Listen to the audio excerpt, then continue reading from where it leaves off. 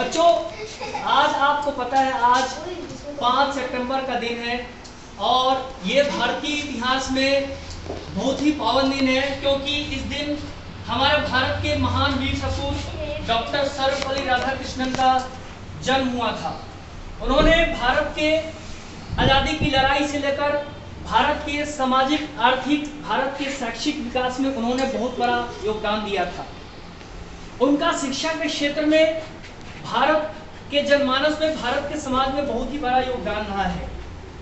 उन्होंने शिक्षा को बढ़ावा देने के लिए, भारत में जनजागरण के लिए, जो भारत में जो गुलामी की मानसिकता थी, इस गुलामी की मानसिकता को तोड़ने के लिए और हम भारतीय सर्वश्रेष्ठ हैं, इसकी मानसिकता को जगाने के लिए उन्होंने युवाओं में नई क्रांति की ज्वाला भड़काने के लिए बहुत ही अच्छा प्रयास किया था शिक्षा के क्षेत्र में। तो इसलिए आज हम डॉक्टर सर्वपल्ली राधाकृष्णन को नमन करते हैं।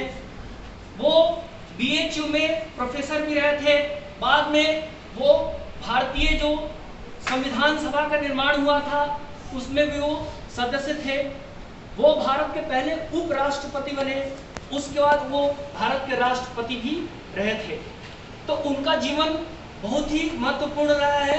हमें उनके जीवन से सीख लेने की जरूरत है, क्योंकि हमें पता है राष्ट्र के निर्माण के लिए सबसे जो प्रथम भूमिका होती है हमारे माँ बाप की होती है, क्योंकि हमारे माँ बाप हमारे पहले शिक्षक होते हैं। सबसे पहले वही हमें सब कुछ बोलना चलना सिखाते हैं। बाद में शिक्षक के रूप में हम लोगों की भूमिका बहुत ही महत्वपूर्ण हो जाती है, क्योंकि राष्ट्र के निर्माण में और समाज के निर्माण में शिक्षा की भूमिका बहुत ही महत्वपूर्ण होती है। क्योंकि शिक्षक जब अपने कर्तव्यों का सही तरीके से पालन करेगा, सही तरीके से बच्चों को क्या करेगा, शिक्षण करवाएगा, तब बच्चों के सोचने समझने की क्षमता का विकास होगा, जिसको हम लोग कहते हैं चिंतनशीलता का विकास होगा, सोचने का विकास होगा। और इससे क्या होगा, जब बच्चे सोचेंगे, जब बच्चे चिंतन करेंगे, तो चिंतन करने से ही क्या होगा, नई नई चीजें सामने आएगी, जो हम अलग अलग क्षेत्र में विकास के नए आयाम को हम सेटअप कर सकते हैं।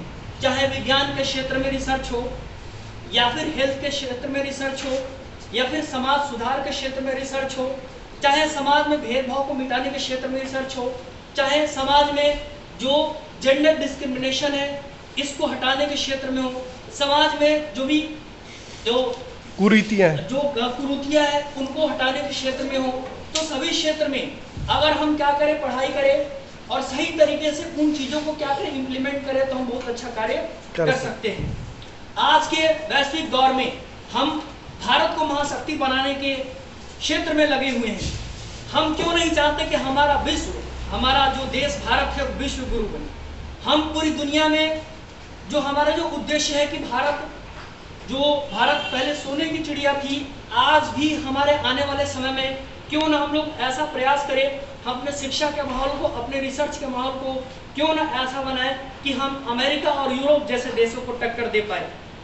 ऐसे अगर हम बात करें, अगर अमीरी के दृष्टिकोण से बात करें, तो हम आज 5वें सबसे बड़ी इकोनॉमी है, लेकिन हम आगे प्रयास करें तो हम क्या कर सकते हैं, अमेरिका को भी पीछे करके दुनिया की नंबर 1 इकोनॉमी बन सकते हैं, अर्थव्यवस्था बन सकते हैं।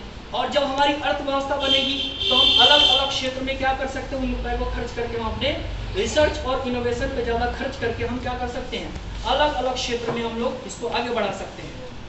हाल फिलहाल की घटनाओं में जैसे हम सबको पता है कि हमने जो हमारा जो चंद्रयान जो मिशन लॉन्च हुआ था, आज मैं वीडियो देख रहा था कि पहली बार जो चंद्रयान मिशन पर जो वहाँ पर जो हमारा जो वहाँ पर जो लैंडर है उसने क्या किया, वहाँ पे छलांग लगाया है। पूरी दुनिया में चंद्रमा के सतह पर कोई रोबोट वहाँ पे छलांग लगाई करने वाला पहला देश भारत बना है। आज की घटना है, दुनिया के सभी देश इस बात को लेकर सराह रहे कि हम लोग सही तरीके से चंद्रमा पे हमने क्या किया, अपनी चंद्रमा पे हमने धाक जमाया है। और भारत ने इसके साथ अपना क्या किया है, हाँ, जो इसके बाद जो सूर्य के इनोवेशन के लिए जो हमारा जो आदित्य 11 मिशन है, इस तरीके से हमने आगे बढ़ाया। तो जिस तरीके से हमारा इसरो अपने सही तरीके से काम करे, उसी तरीके से कि हमारे देश का जो हेल्थ व्यवस्था है वो अच्छा हो, है कि नहीं।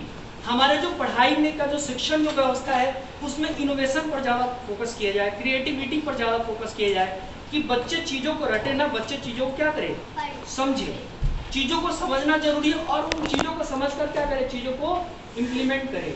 ये सारी चीज़ें बहुत अधिक जरूरी है, तभी हम क्या कर सकते हैं, देश को हम आगे बढ़ा सकते हैं। और हमें पता है कि आज हमारे ये जो छोटे छोटे बच्चे हैं, आज आप ही लोगों के जिनमें देश का भविष्य होने वाला है। आप लोग आज मन लगा के पढ़ोगे और क्या करोगे, अलग अलग क्षेत्र में जाओगे, डॉक्टर बनोगे, इंजीनियर बनोगे, समाज सेवा के कार्य में जाओगे, सोशल एक्टिविटी के क्षेत्र में जाओगे लेकर, तो बड़े बड़े बिजनेसमैन बनोगे लेकर। इससे क्या होगा, हम अपने देश के हर एक आयाम को मजबूत कर पाएंगे और हम विकसित देशों को भी टक्कर दे पाएंगे। अभी आप सबको पता है कि हमारा देश क्या है, अभी हमारा देश विकासशील देश ही है। हम लोग आज तक अभी विकसित देश बने नहीं है, हमारा पर कैपिटा इनकम उतना ज्यादा नहीं हुआ है। तो हमें यही फोकस है कि हम क्या करें, अपने शिक्षा के स्तर को जितना ज्यादा हम उच्च करें। शिक्षा का स्तर उच्च होगा, समाज में जो भी कमियां हैं, जिस भी तरीके का डेवलपमेंट जो नहीं हुआ, उन सारे तरीके का डेवलपमेंट क्या होगा, हमारे समाज में होगा। और आने वाले हम एक्सपेक्ट करते हैं कि आने वाले 10 सालों में भारत भी दुनिया के विकसित देशों की श्रेणी में आकर खड़ा हो जाएगा। इनमें आप सब बच्चों का बहुत बड़ा योगदान रहने वाला है, क्योंकि अब क्या है, नया भारत है और हमारे लिए गर्व की बात है कि हम लोग भारत के इतिहास में पहली बार हो रहा है कि हम G20 के समिट को क्या कर रहे हैं, लीड कर रहे हैं। दुनिया के जितने भी बड़े बड़े शक्तिशाली देश, उनके राष्ट्र अध्यक्ष भारत में आने वाले। आपको पता है कि 8, 9, 10 सितंबर को जो भारत में G20 की मीट होने वाली है, उसमें सारे राष्ट्र अध्यक्ष आएंगे।